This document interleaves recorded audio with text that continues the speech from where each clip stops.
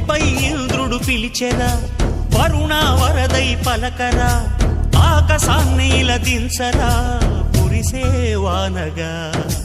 మారని యాతన తీర్చగా, మాతల రాతలు మార్చగా, ఈ జల యజ్ఞము సాక్షిగా తలనే వంచరా. మహారాజు తానే సమిధల్లి మారి నిలువెల్లా వెలిగెరా, భోగాన్ని విడిచి త్యాగాన్ని మలచి